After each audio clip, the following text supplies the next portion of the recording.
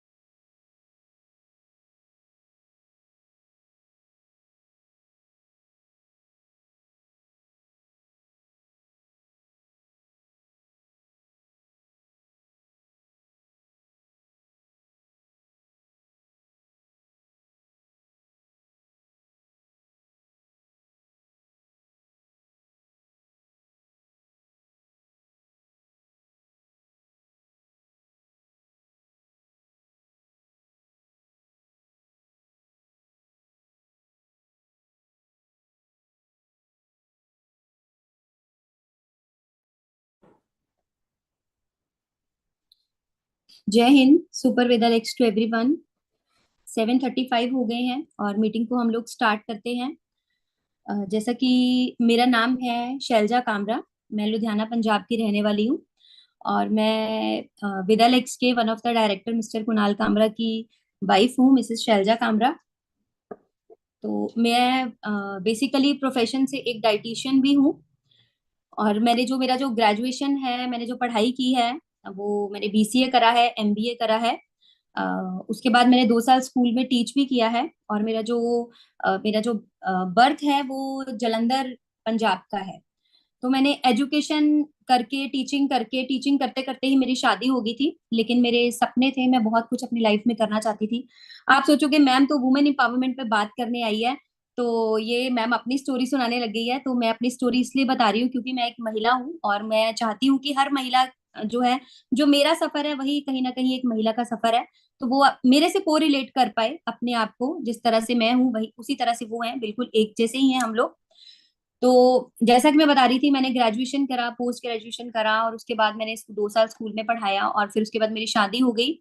और जब मेरी शादी हुई 2012 में कुणाल सर के साथ, तो उसी टाइम पे उन्होंने डायरेक्ट सेलिंग बिजनेस को ज्वाइन किया।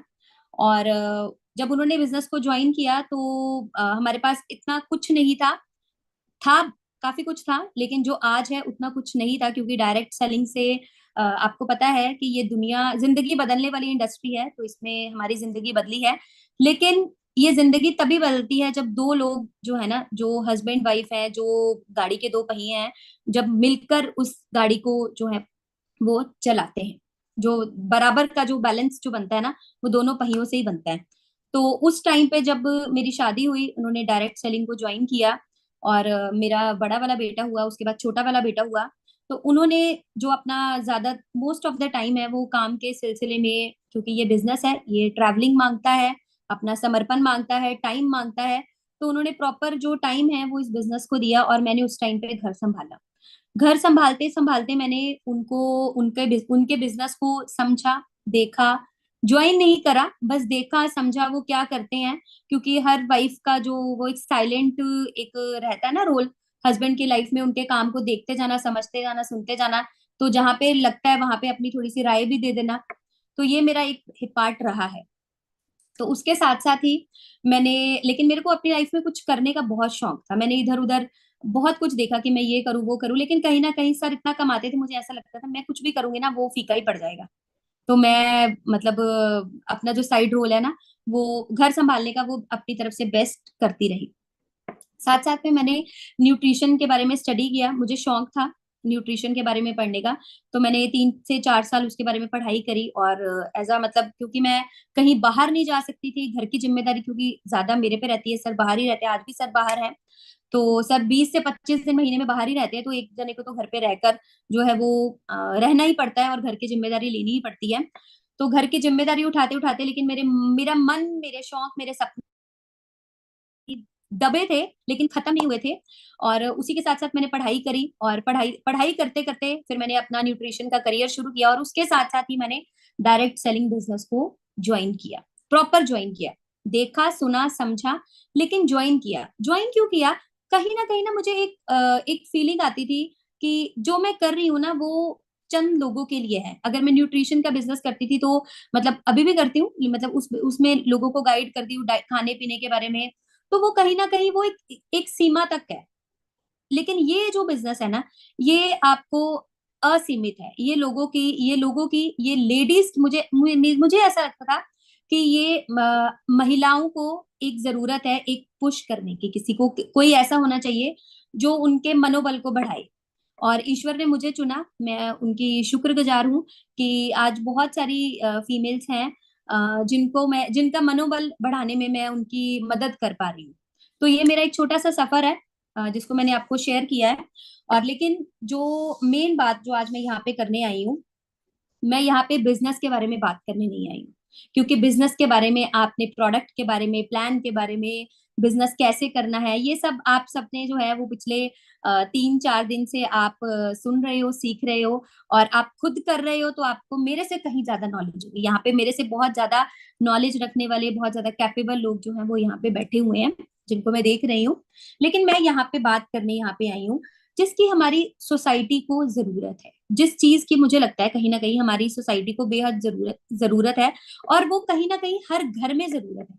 हर घर में पहुंच तो चुकी है वो चीज पहुंची हुई है। आज का टाइम है, ये 21वीं सदी है। हर घर में पहुंच चुकी है वो चीज, लेकिन आधी अधूरी सी पहुंची है। क्या है वो? क्या है वो चीज? आप चैट बॉक्स में लिख सकते हो, महिला सशक्तिकरण। महिला सशक्तिकरण, वुमेन एम्पावरमेंट हर घर में पहुंच चुका है। क्योंकि हर घर में बेटियां हैं, बेटियों को खूब पढ़ाया लिखाया जा रहा है, मतलब उनको आजादी दी जा रही है, काफी फ्रीडम है उनको। लेकिन कहीं ना कहीं क्या है? अधूरापन है। क्योंकि हर हर महिला को नहीं उस घर की वो आजादी है। अगर बेटी को है तो माँ को वो आजादी नहीं है, वो दादी को वो आजादी नहीं है। तो आजादी में कहीं ना कहीं जो है वो कमी है। सशक्तिकरण अभी अधूरा है, पूरा नहीं है।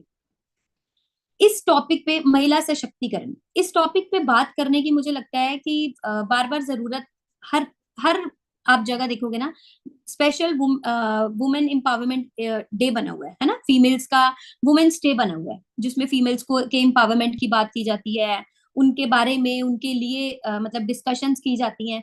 मतलब वैसे तो इस चीज की जरूरत होनी नहीं चाहिए, क्योंकि एक टाइम था मैं उसको, मुझे नहीं पता, उस प्रॉपर मुझे नाम नहीं देना आता उस टाइम का, लेकिन वैदिक काल हम उसको बोलेंगे। उस टाइम पे ना फीमेल्स बहुत एम्पावर्ड थी। तब ये जिक्र ही नहीं होते थे कि फीमेल्स को कहीं पे एम्पावरमेंट की जरूरत है, उनको सशक्तिकरण की जरूरत है। वो बहुत अपने आप में बहुत मजबूत थी। उनको एजुकेशन का प्रॉपर राइट था। उनको मतलब वो अपनी वो जो उनको एक इंजॉय करती थी अपनी लाइफ को, जो उनको राइट्स मिले हुए थे उस टाइम पे।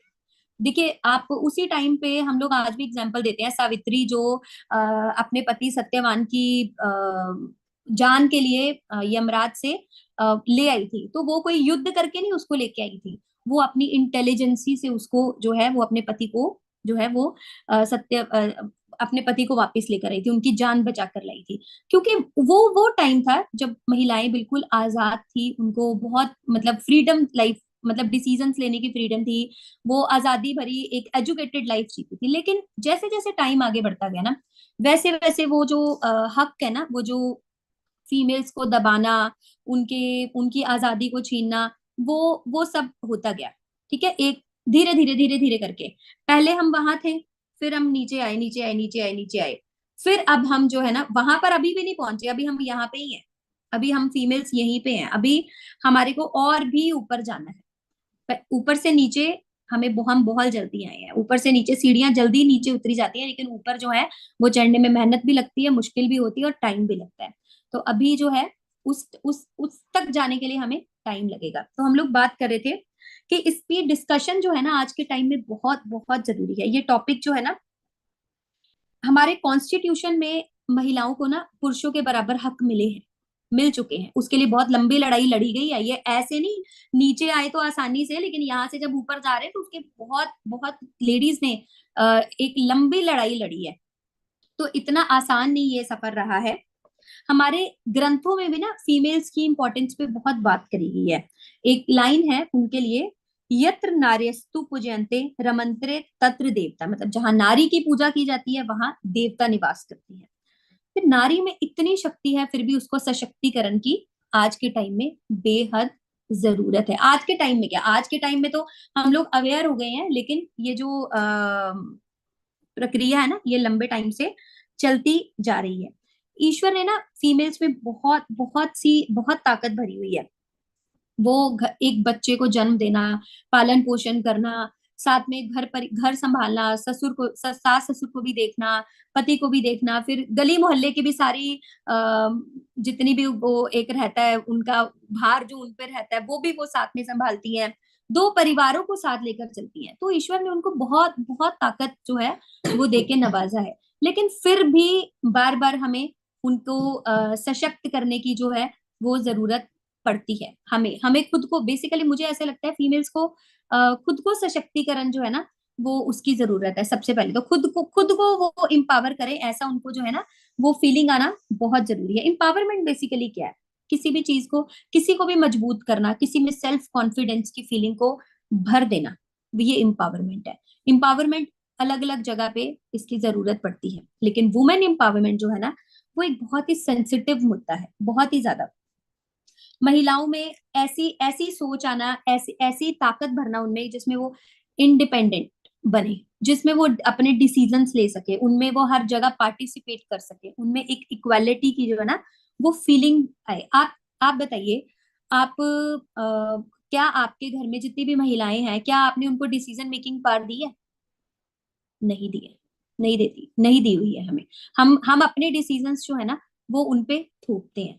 तो उनको उनको वो आजादी जो है ना वो कहाँ से आएगी? उनको वो जो आजादी है ना वो हम ही देंगे। हमने ही उनको जो है वो सशक्त करना है, हम ही ने उनको इम्पावर करना है। थोड़ा सा ना मतलब आप हमने बहुत सारी एग्जाम्पल्स देखी हैं, सुनी है। मतलब हम देखते हैं बड़ी बड़ी मतलब हमने इंदिरा गांधी जी को देखा, हमने कल्पना चावला को देखा, हमने बहुत सारी फीमेल्स देखी। हमारे पास बहुत सारी एग्जाम्पल्स हैं कि जिन्होंने अपनी लाइफ में बहुत कुछ अचीव किया है, बड़े बड़े पद तक वो पहुंची हैं। लेकिन अगर जब हम लोग अपने आसपास में नजर घुमाते हैं ना, तो क्या हमारे आसपास में ऐसी महिलाएं हैं? नहीं है, बहुत कम है, बहुत बहुत कम है, बहुत ही कम है। और क्यों नहीं है? हमारे आसपास में क्यों नहीं है? हमारे घर में क्यों नहीं है? हमारे आसपास में क्यों नहीं है? उसकी बड़ी वजह है हम खुद। क्योंकि हम खुद फीमेल्स को वो फ्रीडम नहीं देते हैं। हमने उनको इस तरह से, उनको जब एक लड़की जन्म लेती है, हम उसको उस तरह से उसको उस तरह से ढाल दिया जाता है कि वो बस मतलब क्या करे, वो बस उसी दायरे में सीमित रहे, वहीं तक देखे जहां तक आप उसको दिखाना चाहते हैं, वही वही सुने जो आप उसको सुनाना चाहते हैं, वो वही समझे जो आप उसको समझाना चाहते हैं। बस उसके उसका एक दायरा जो है ना, वो हम लोग कहीं ना कहीं जो है ना, वो तय कर देते हैं। तो हमें प्रॉब्लम कहाँ है इसमें, हमारी सोच में है। हमारी सोच, हमारी रोक टोक उनको सशक्त होने से रोकती है, उनको आगे बढ़ने से रोकती है। बहुत सारे एग्जाम्पल्स जो हैं वो हम बाहर में देखते हैं, लेकिन जो असली जो एग्जाम्पल है ना, जो हम लोग जो असली सशक्तिकरण की जो फीलिंग है, एम्पावरमेंट की जो फीलिंग है, वो हमें हमारे घर में हमें शुरुआत करनी है। हमारे घर से हमें अपनी लेडीज को जो है ना, वो एम्पावर करना है। इसकी जो है वो बहुत ही ज्यादा जो है वो आ, जरूरत है। हमारी लेडीज को, हमारी घर की महिलाओं को जो है ना, एम्पावरमेंट की बेहद जो है वो जरूरत है। किस तरह से हम लोग अपनी फीमेल्स को एम्पावर कर सकते हैं, हमें एम्पावरमेंट की बेसिकली जरूरत जरूरत क्यों पड़ी, डिफरेंट डिफरेंट रीजंस हैं। क्या लेडीज को उस तरह की लाइफ मिल पा रही है जिस लाइफ की वो हकदार है? नहीं, नहीं मिल पा रही उस तरह की लाइफ जिस तरह की लाइफ की वो हकदार है। और सबसे बड़ी सोचने की बात यह है कि पिछले कुछ सालों में बहुत सारी बेटरमेंट आई है। मैं ये नहीं कहती हूँ कि अगर हम वहां से यहाँ आए हैं तो यहाँ से हम वहां तक पहुंचे हैं तो बेटरमेंट आई है, लेकिन कहीं ना कहीं वो आइडियलाइज्ड नहीं है। वो बेटरमेंट जो है वो आइडियलाइज्ड नहीं है। अगर फीमेल्स को अपॉर्चुनिटी मिलती है ना, तो वो कहीं कहीं ज्यादा मेल से बड़ा करने की कैपेबिलिटी रखती हैं। हम लोग जो है आपने कोविड-19 के टाइम पे बहुत सारी मतलब आपने न्यूजीलैंड की जो प्राइम मिनिस्टर है ना, उन्होंने सबसे पहले जो है ना, वो कोविड-19 पे कंट्रोल किया था। कंट्रोल उनके उनकी कंट्री में सबसे ज्यादा पहले जो है वो कोविड-19 पे कंट्रोल पाया था, और सभी देश जो है ना वो हैरान थे कि ऐसा कैसे हो गया, ऐसा उन्होंने किस तरह से कर लिया। वो इतनी सक्षम वे से, इतनी कैपेबिलिटी से वो उस अपने सिस्टम को, अपनी कंट्री को रन कर रही है। उन्होंने कोविड-19 जैसी जो इतनी भयानक जो है वो बीमारी है, उस पे इतना अच्छा उन्होंने कंट्रोल कर लिया। तो वो किस तरह से कर लिया, वो मतलब ये एक एक एग्जाम्पल है कि अगर फीमेल कुछ करने पे आए ना, अगर उसको किसी चीज की जिम्मेदारी दी जाती है, वो कोई चीज जिम्मेदारी लेती है, तो वो कहीं ना कहीं वो मेल से ज्यादा उसको निभाने की जो है ना वो ताकत रखती है। वो उनसे जो है वो ज्यादा कैपेबल बनकर जो है वो दिखाती हैं, अगर फीमेल्स को अपॉर्चुनिटी मिलती है। तो एक बात तो जो है ना वो तय है, जब तक हम लोग इस पे काम नहीं करेंगे ना, हमारा जो देश है वो पूरी तरह से तरक्की कभी भी नहीं कर सकता है। जब तक, और ये कब हम उस चीज पे काम करेंगे, जब हमारा जो मन है ना वो पूरी तरह से जो है ना वो बदलेगा। हमारा मन बदलेगा। जब तक हमारे मन नहीं बदलेंगे, तब तक हमारी सिचुएशंस जो है वो कभी भी नहीं बदल सकती है। इसलिए ये बदलाव की जरूरत जो है ना वो हमसे है, वो आपसे है। मतलब हम सब में अगर चेंज आएगा तो ही जो है वो सशक्तिकरण जो है ना वो पॉसिबल होगा। हम महिलाओं को सशक्त करना है तो सबसे पहले अपने परिवार की महिलाओं को सशक्त करना पड़ेगा। हमें हमें अपने घर की फीमेल्स को सशक्त करना है। हमें किसी भी चेंज के लिए कोई आप सोचो कि कोई गवर्नमेंट स्टेप लेगी, कोई एनजीओ आके स्टेप लेंगे, तो नहीं। ये स्टेप जो है ना वो हमें हमारे घर से लेने हैं। और हमारे घर से किस तरह से लेने हैं, हमें हमें अपनी घर की फीमेल्स को, मतलब हम लोग इस बिजनेस में है। मैं यहाँ पे किसी भी मतलब और इधर उधर के मुद्दे पे बात नहीं करूंगी। हम लोग सिर्फ अपनी इंडस्ट्री पे ही बात करेंगे सबसे पहले आज, कि हम अपनी इंडस्ट्री, हम इस इंडस्ट्री का हिस्सा है। और हम लोग जानते हैं कि वर्ल्ड वाइड फीमेल्स जो है इस इंडस्ट्री में मेल से ज्यादा है और ज्यादा बड़ा काम कर रही है। उनका जो कंट्रीब्यूशन है वो बड़ा है, लेकिन इंडिया में वो कंट्रीब्यूशन जो है ना वो बहुत कम है, बहुत कम है। क्यों कम है? क्योंकि यहाँ पे जो मेल, मतलब कहीं ना कहीं हम लोग ही जो है ना अपने घर की जो फीमेल्स हैं उनको आगे नहीं आने देना चाहते हैं। हम उनको नहीं आने देना चाहते, हम उनको साथ लेकर नहीं चलते हैं, हम उनका पार्टिसिपेशन नहीं लेते हैं। तो हम लोग कहीं ना हमारे माइंड में जेंडर इनइक्वलिटी है। हम लोग जो है ना वो मेल फीमेल का जो एक डिफरेंस है ना, वो हमारे दिल दिमाग पे ना बहुत बहुत बुरी तरह से कहीं ना कहीं वो हावी है। हम लोग इस चीज का, अगर हम लोग फीमेल फीमेल में वो जो एक बड़ा फर्क रखेंगे ना, तो हम लोग अपने जो फीमेल्स है ना, वो हमारे देश की कभी भी आगे नहीं बढ़ पाएंगे। कोई भी फीमेल हमारे देश के कहीं भी, कोई भी फीमेल जो है ना वो आगे बढ़ ही नहीं पाएगी, ना वो सेल्फ डिपेंडेंट हो पाएंगी, ना वो कोई डिसीजंस ले पाएंगी, ना वो किसी चीज में पार्टिसिपेट कर पाएंगी। इसके लिए बहुत जरूरी है कि हम लोग जो है ना मेल फीमेल जो डिस्क्रिमिनेशन है ना उसको खत्म करें। फीमेल जो है ना वो हमारे देश की ना आधी आबादी है। हमारे 50% जो है ना हमारी हमारे कंट्री में फीमेल्स हैं। और अगर 50% फीमेल्स है, अगर वही कहीं ना कहीं वही उनकी मतलब वही इंडिपेंडेंट नहीं है, वही अपने डिसीजंस नहीं ले पाती, वो आत्मनिर्भर नहीं है, तो किस तरह से वो सोशली डिपेंडेंट है, वो इकोनॉमिकली डिपेंडेंट है। अगर वो डिपेंडेंट है तो हमारे जो देश की जो तरक्की है ना, वो 50% तो आप वहीं से आप कम समझ लीजिए कि वहीं पे जो है वो 50% जो है वो कंट्रीब्यूशन ही नहीं कर रहे हैं। तो 50% ही देश की तरक्की में कंट्रीब्यूशन कर रहा है, पर पॉपुलेशन 50% कर ही नहीं रहा है। एक टाइम था जब फीमेल्स को एजुकेशन का राइट नहीं था, जब एक टाइम था जब फीमेल्स को वोटिंग का राइट नहीं था। अब जो है ना, अब फीमेल्स को वोटिंग का राइट है, एजुकेशन का राइट है, फीमेल्स जो है वो गाड़ी चला रही हैं। लेकिन ये सब चीजें ऐसे नहीं हो गई हैं कि बस किसी कोई उठा, उसने पढ़ाई करनी शुरू करी। जब जब भी कोई कुछ बदलाव आता है ना समाज में, तो उसको उसकी खिलाफत करने के लिए ना एक बड़ी बड़ी बड़ी पॉपुलेशन जो है ना, बड़े बहुत सारे लोग जो है ना वो उठ खड़े होते हैं। अगर मैं पढ़ाई की लेकर बात करूँ ना, हमारे देश में अगर आज जो फीमेल्स जो हैं वो उनको राइट टू एजुकेशन है ना, तो वो उसमें बहुत बड़ा कंट्रीब्यूशन जो है ना वो हम सावित्री बाई फूले जी का है। जो सावित्री बाई फूले जी का जो फर्स्ट फीमेल टीचर रही हैं 1848 में, उन्होंने अपने हस्बैंड के साथ जो जिनका नाम ज्योतिराम फूले जी है, मिलकर एक गर्ल्स स्कूल खोला था। उनका जो बर्थ है वो 1831 में 1831 में महाराष्ट्र के नया गांव में हुआ था। और महज उनकी 9 साल की उम्र में उनकी जो है वो शादी हुई थी। और वो उनकी जिंदगी में ना वो पढ़ना लिखना वो चाहती थी, वो अपनी लाइफ में कुछ करना चाहती थी। लेकिन तब उस टाइम पे बाल विवाह का की प्रथा थी, तो उनकी छोटी उम्र में उनकी शादी हो गई। और उनके जो जिनसे उनकी शादी हुई वो 7th क्लास पास थे। लेकिन उनके मन में चाव था, उन्होंने अपने पति के आगे इच्छा रखी कि मैं पढ़ना चाहती हूँ। तो उनके हस्बैंड ने उनको घर पे ही एजुकेशन दिया, उनको घर पे पढ़ाया उनके हस्बैंड ने। और उन्होंने जो है अपनी पढ़ाई घर से पूरी करी। और उनके अपने हस्बैंड के साथ मिलकर 1848 में एक स्कूल ओपन किया उन्होंने। 1848 में अपने हस्बैंड के साथ मिलकर उन्होंने एक स्कूल ओपन किया।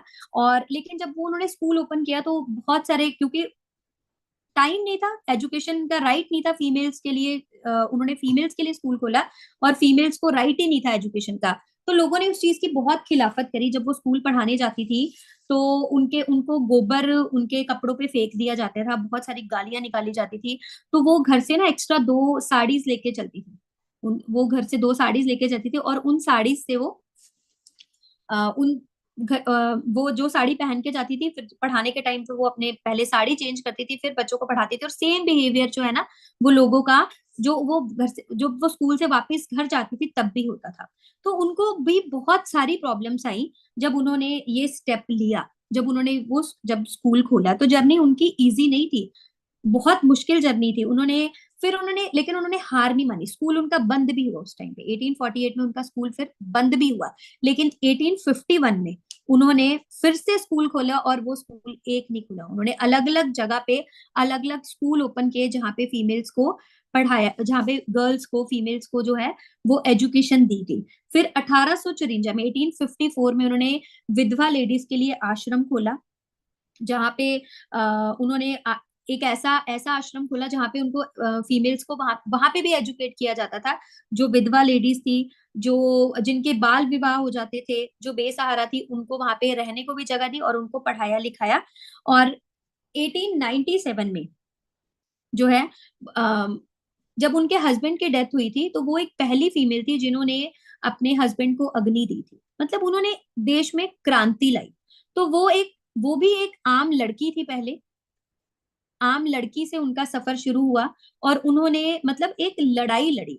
मतलब हम सोचते हैं कि हम लोग हमें कोई आके हम लोग कोई गवर्नमेंट कोई ऐसी स्कीम एक ऐसी पॉलिसी निकाल दे जिसमें हमारे लिए एक राइट मिल जाए और हम वो चीज को कर ले। नहीं, अगर आप कुछ करना चाहते हो ना अपनी लाइफ में, तो उसके लिए आपको खुद को स्टैंड लेना पड़ेगा, आपको खुद खड़े होना पड़ेगा। तभी आप हम अपनी लाइफ में जो है ना वो कुछ बड़ा कर सकते हो। तो उनका महिला सशक्तिकरण में एक बहुत ही इंपॉर्टेंट, बहुत ही मेजर रोल रहा है हम महिलाओं की लाइफ को बदलने का, उनको राइट टू एजुकेशन। एक और यहाँ पे मैं एग्जांपल लेती हूँ जिनको आप सब लोग जो है अब भी देखते हो।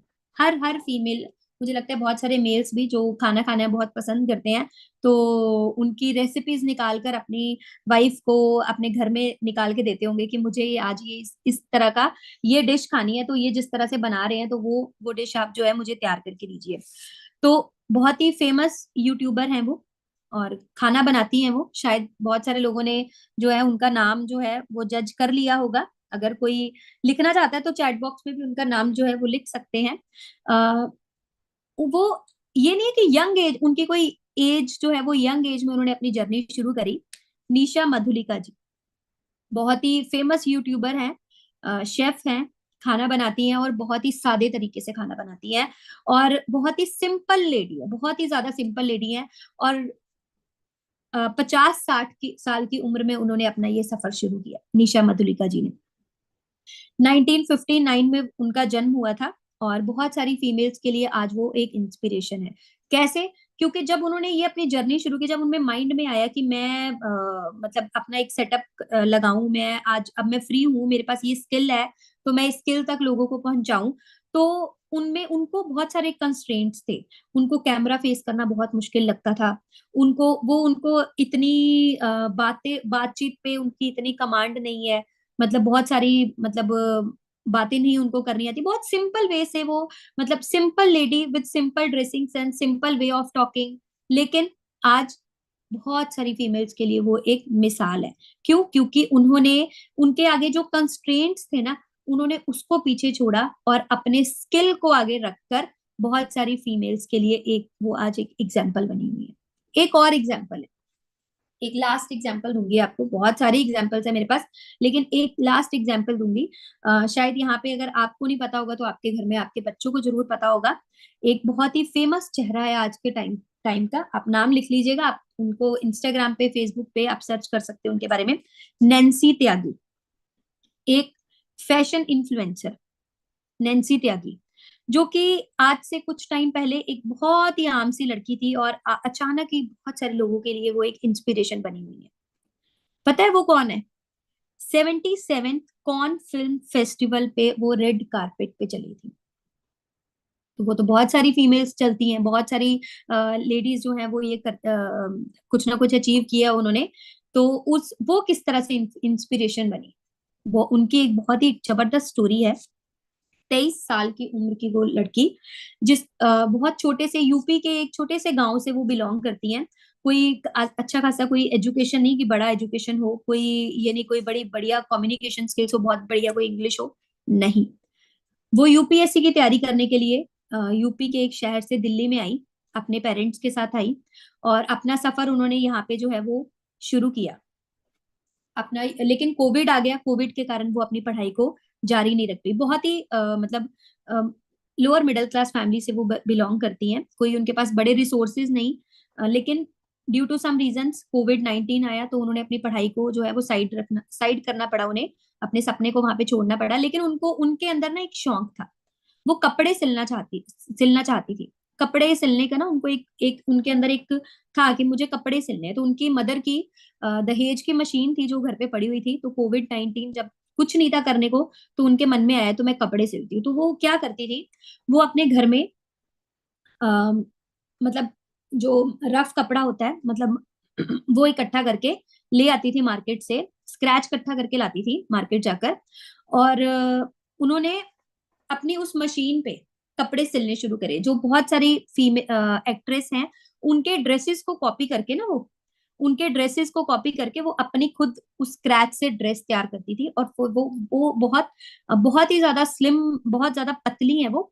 तो वो लेकिन वो खुद ही उस ड्रेस को पहनकर वो फोटो खिंचवाती थी। और उनका घर इतना कोई सुंदर नहीं था, उनके पास कोई ऐसी जगह नहीं थी जहाँ पे वो फोटोग्राफ करवा सके, और उनके पास कोई ऐसे रिसोर्सेज नहीं थे वो प्रोफेशनल फोटोग्राफर वो अरेंज कर पाए, वो कैमरा अरेंज कर पाए।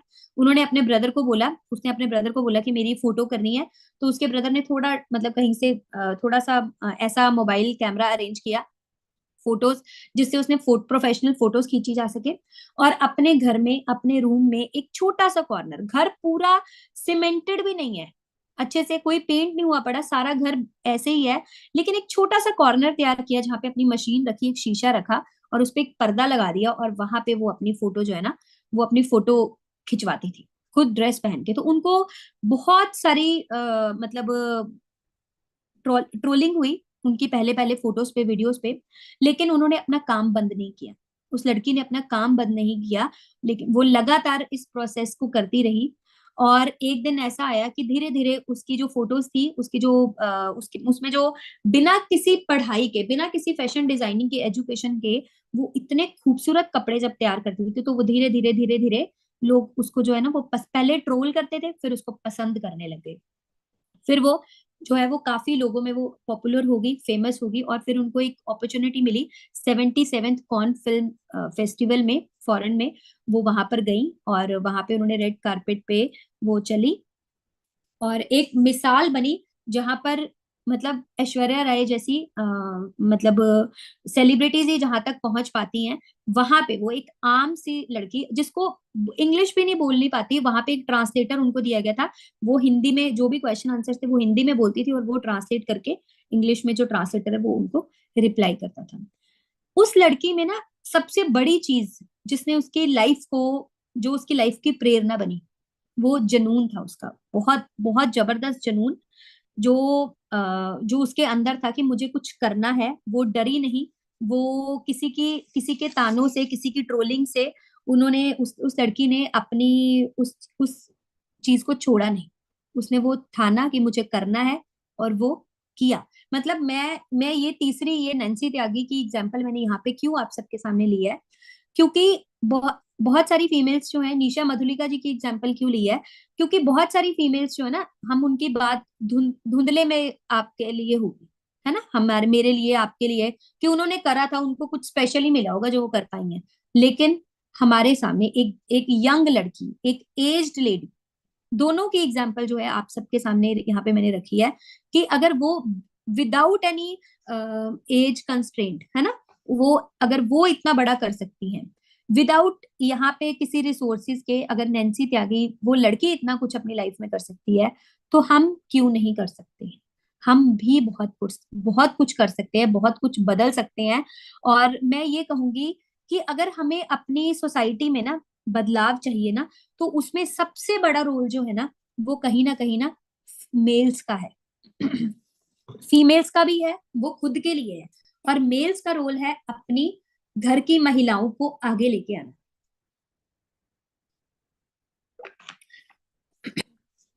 अगर हम सच में चाहते हैं ना कि हमारा देश आगे बढ़े, हम आगे बढ़े, हमारा हमारे हमारा परिवार तरक्की करे, हम लोग तरक्की करें, हम लोग अपने बेटियों को एक अच्छा फ्यूचर देना चाहते हैं, एक अच्छा कल देना चाहते हैं ना, तो उसके लिए हमें खुद को सबसे पहले बदलने की बहुत बहुत ज्यादा जरूरत है। बदलना क्या है, हमें अपना मन बदलना है, हमें अपनी सोच बदलनी है कि लेडीज भी वो सब कुछ कर सकती हैं, वो सब कुछ करें जो हम करते हैं।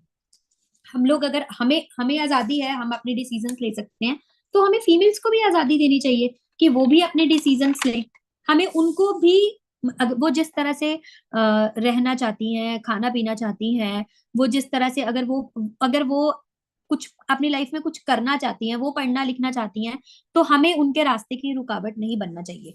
और डायरेक्ट सेलिंग में, इस बिजनेस में, यहाँ पे मैं आप सबके साथ यहाँ पे किस तरह से हूँ, क्योंकि मैं आज अगर यहाँ पे हूँ ना, तो उसमें सबसे बड़ा रोल जो है ना, वो मेरे हस्बैंड का है। अगर मेरे हस्बैंड ना चाहते तो मैं आज यहाँ पे कभी भी आप सबके बीच में ना बैठी होती, आप सबसे बात ना कर रही होती। तो अगर मेरे हस्बैंड वो कर सकते हैं, तो जो वो आप भी कर सकते हो।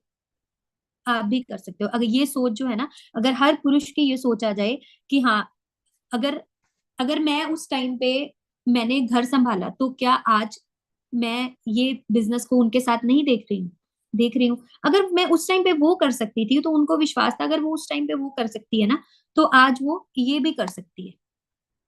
ये विश्वास ना हमें हमें खुद अपने आप में सबसे पहले लाना पड़ेगा। एक मतलब, मैं भी बिल्कुल पहले बिल्कुल हाउसवाइफ ही थी, और आज भी मैं कहीं ना कहीं होम मेकर हूँ। क्योंकि ये बिजनेस ना, आपको कहीं ये नहीं कि आप इस बिजनेस को करते हो आप कहीं पे जॉब कर रहे हो, जहाँ पे आपको कहीं पे ड्यूटी आवर्स देने हैं, आप कहीं से बंधे हुए हो, नहीं। ये एक ऐसा बिजनेस है, इतना ब्यूटीफुल बिजनेस है, इतना फ्लेक्सिबल बिजनेस है, जहाँ पे आप अपना घर भी संभालोगे, जहाँ पे आप अपने परिवार को भी देखोगे, जहाँ पे आप अपनी पहचान भी बनाओगे, जहाँ पे आप और फीमेल्स के लिए इंस्पिरेशन भी बनोगे। बहुत सारी फीमेल्स हैं इस इंडस्ट्री में, जो अपना नाम जो है वो, जिन्होंने अपना नाम बनाया है, जिन्होंने बहुत बहुत नेम एंड फेम दोनों ही इस बिजनेस से जो है ना वो कमाया है, जिंदगियां बदली हैं। तो सिर्फ उनके घर वालों ने भी ना उनको पुश किया, उनको रोका नहीं, टोका नहीं। अगर रोका टोका होगा ना, तो वो उनकी बातों को समझा होगा। रोक टोक, आप रोकोगे टोकोगे, अगर कोई फीमेल कुछ करना चाहती है ना, तो वो करके ही रहेगी। लेकिन वो अगर रुकती है ना, तो वो इसीलिए रुकती है क्योंकि वो नहीं चाहती कि वो उसके घर में ना अशांति का माहौल हो। तो अगर वो इस सोच को हमेशा आगे रखती है, तो कहीं ना कहीं मेल्स को भी इस सोच को आगे रखना चाहिए कि हमें उनको आगे बढ़ाना है। आप अपनी फीमेल्स को, आप अपने घर की बेटियों को आज जितना मर्जी पढ़ा लो, लिखा लो, सब कुछ कर लो, लेकिन एक बात हमेशा याद रखना कि अगर आप अपने घर में अपनी फीमेल्स के लिए, अपने घर में अपनी मदर्स के लिए, अपनी वाइफ्स के लिए, अपनी बहुओं के लिए वो सोच नहीं बदलोगे ना, वो चेंज नहीं लेके आओगे, वो आगे बढ़े, तो आप अपनी कहीं ना कहीं, हम लोग अपनी बेटियों को आज यहाँ पे अपने घरों में जरूर उनको एक अच्छा इन्वायरमेंट, एक अच्छे रिसोर्सेज के साथ उनको बड़ा कर रहे हैं, लेकिन आने वाले टाइम में प्रॉब्लम्स आएंगी। आने वाले टाइम में प्रॉब्लम्स आएंगे, इसलिए कहीं ना कहीं हमें हमें खुद अपनी सोच को बड़ा करना पड़ेगा, बदलना पड़ेगा, अपने घर से अपने परिवार में बदलाव लाना पड़ेगा। और ये बदलाव यही है कि अगर आप एक पुरुष हैं, तो आप अपनी फीमेल पार्टनर को, आपको सिर्फ उसको अपनी लाइफ पार्टनर के साथ साथ आप उसको अपना बिजनेस पार्टनर भी बनाए। और अगर आप फीमेल हैं, तो आप बहुत सशक्त हैं। आपको सिर्फ अपने आप को, वो सशक्तिकरण को महसूस करने की जरूरत है कि आप बहुत कुछ अपनी लाइफ में कर सकते हो। और मैं कभी भी ये नहीं कहूंगी कि कोई भी इंसान किसी भी कला कलेश से जो है ना, वो कोई भी काम करे, शांति से, सहमति से करे, बशर्ता दोनों दोनों जो है ना पार्टनर्स एक दूसरे को समझे, एक दूसरे को समझते हुए इस बिजनेस को जो है ना वो करें। तो बहुत ही बहुत इस बिजनेस को, एक एक पोएम है, और उसके बाद मैं एक कविता जो है ना, वो मैं यहाँ पे जो नारी शक्ति है उनके लिए सुनाना चाहूंगी। और उसके साथ साथ ही एक छोटे से टॉपिक के साथ हम लोग इस मीटिंग को ओवर करेंगे, क्योंकि बहुत सारी बातें जो है ना, मैं यहाँ पे मेरे बहुत सारे एक्सपर्ट बैठे हैं, बिजनेस एक्सपर्ट बैठे हैं, मुझे बहुत सारी बातें जो है वो करनी नहीं आती हैं। सिंप्लिसिटी मैं जो कहना चाहती हूँ, वो मैंने आ, एक आम नॉर्मल सी भाषा में आप सबके आगे अपनी बात को रख दिया है, कह दिया है। पहले कविता सुनाऊंगी। कुछ चीजें हैं जो तुमसे कहनी है, क्या पता जिंदगी के किस मोड़ पर काम आ जाए। हर दिन कोई एक नया किस्सा लेकर आएगा, तुम्हें एक नई बात कह के जाएगा। तुम एक लड़की हो, इतनी जोर से मत हंसो, बाहर जा रही हो, थोड़ा तो मेकअप करो, रोज इतनी फोटोज पोस्ट मत करो, इतने लड़कों की दोस्त मत बनो। ऐसा कहते हैं ना हमें, आम ही कहते हैं। जब तुम अपने सपने देखोगी, बहुत सवाल उठेंगे। कोई तुम्हारे लिए गाड़ी का दरवाजा खोलेगा, कोई अपने दिल का दरवाजा बंद भी करेगा। पर सुनो, कोई चाहे कुछ भी कहे, पर तुम अपनी ही सुनना, तुम अपनी ही सुनना। कभी लगे कि दुनिया के लगाए सारे इल्जाम और पाबंदियां सही हैं, फिर भी अपने सपनों को ही चुनना। तुम अबला नहीं, तुम रानी नहीं, तुम अप्सरा हो, तुम अपने खुद के असूल बनाओ। दुनिया वाले हमेशा उंगली उठाएंगे ही, पर तुम अपनी उम्मीद को डगमगाने मत देना। दिल खोल कर जीना, दिल खोल कर हंसना, खुलकर हंसना, पर सबसे पहले खुद की सुनना। तुम अबला नहीं। तुम रानी नहीं, तुम अप्सरा हो। ये दुनिया ना, सच्ची वाली बात है कि एक एक लड़की को हंसने, खाने, पहनने, उठने, बैठने, जाने आने की रोक टोक से भरा हुआ समाज है हमारा। सही मायने में जितना मर्जी हम लोग जो है ना, हम लोग इस महिला सशक्तिकरण की बात करते हैं, लेकिन ये सशक्तिकरण ना, ये तब तक नहीं आएगा जब तक हमारे दिल, हमारी सोच नहीं बदलेगी। और सोच, आप ये सोचो, आप सिर्फ अपनी सोच को बदलो। हमें सिर्फ हमारी सोच को बदलना है, समाज अपने आप बदल जाएगा, क्योंकि हम समाज के ठेकेदार नहीं है। हम सिर्फ समाज में रहने वाले, समाज का एक छोटा सा हिस्सा है। और लोग ना कभी भी बाहर के लोग नहीं होते, लोग हम ही होते हैं। जो हमारी अगर नजर सही है, हमारी अगर सोच सही है, तो हमारी जो है ना, फीमेल्स जो है, वो लाइफ में बहुत कुछ कर सकती है, बहुत कुछ कर सकती है। और मैं नहीं कह रही हूँ कि आप आज इस मीटिंग को सुनिए और सुबह से अपनी वाइफ को जाइए चलो काम करने जाओ, नहीं, उनको समझो, उनके विचार लो, उनको आजादी दो, उनको डिसीजंस लेने की आजादी दो, उनको सोचने की आजादी दो। कहीं ना कहीं फीमेल्स को कुछ सोचने तक की आजादी नहीं, तो पहले वो, मतलब उसका ऐसे कहना मैं सोच रही हूँ, मतलब वही बंदे को टेंशन के लिए हो जाता है कि अच्छा अब ये सोच रही है। मतलब सोचने की तो आजादी दो। वो कभी भी ऐसा कुछ नहीं सोचेगी जो आपकी उससे बाहर होगा, जो उसकी मर्यादा से बाहर होगा। तो उसको फ्रीडम दो कि वो सोचे, वो डिसीजंस ले, वो अपनी बात को आगे रखे, उसको सुनो, समझो, हेल्दी डिस्कशंस करो और उनके आगे बढ़ने में उनको प्रेरित करो। एक एक महिला की कामयाबी के लिए ना, कामयाबी में एक पुरुष की कामयाबी में बिल्कुल एक महिला का हाथ होता है कहीं ना कहीं, लेकिन कहीं ना कहीं होता है।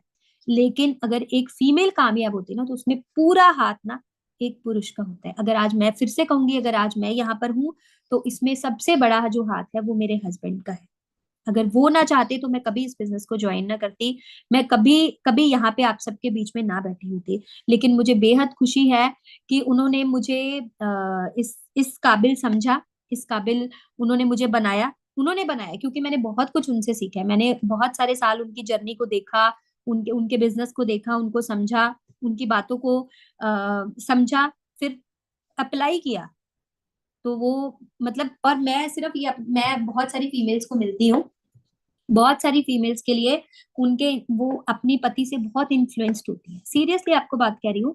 मैं कहीं भी मार्केट जाऊं, कहीं जाऊं ना, तो मुझे बहुत सारी फीमेल्स, मतलब जैसे मैं एक्सट्रोवर्ट हूँ, बातें कर लेती हूँ बहुत सारी, कहीं जाती हूँ तो मैं कहीं जाऊंगी तो वो अगर कोई थोड़ा सा बातें चलने लग जाए, तो बहुत सारी फीमेल्स अपने हस्बैंड से बहुत इंस्पायर्ड होती हैं, बहुत इन्फ्लुएंस्ड फील करती हैं कि उनके हस्बैंड जो है वो एक मतलब बहुत इंटेलिजेंट है, उनको बहुत नॉलेज है, लेकिन बस वो उनकी तारीफ तक ही रह जाती हैं। और कहीं ना कहीं वो उस तक नहीं, वो चीज, वो उनको आजादी नहीं मिल पाती कि वो भी साथ में कुछ कर पाए।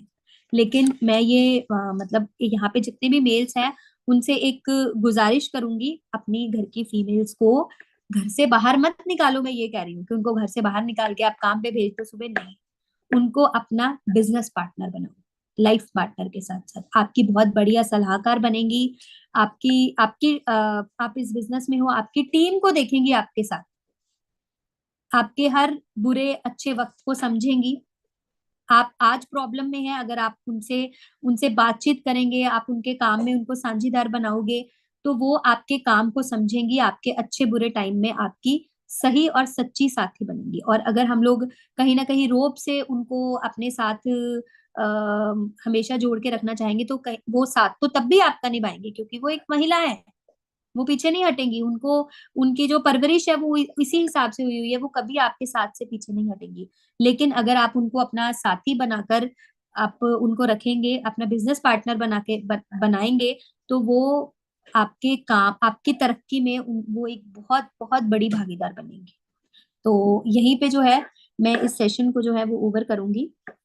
और एक चीज और है, अगर एक इस अगला हम लोग जो टॉपिक है कि डायरेक्ट सेलिंग जो है वो फीमेल्स को क्यों करनी चाहिए, वेदालेक्स बिजनेस जो है वो फीमेल्स के लिए दी बेस्ट बिजनेस क्यों है, इसके बहुत सारे राज हैं।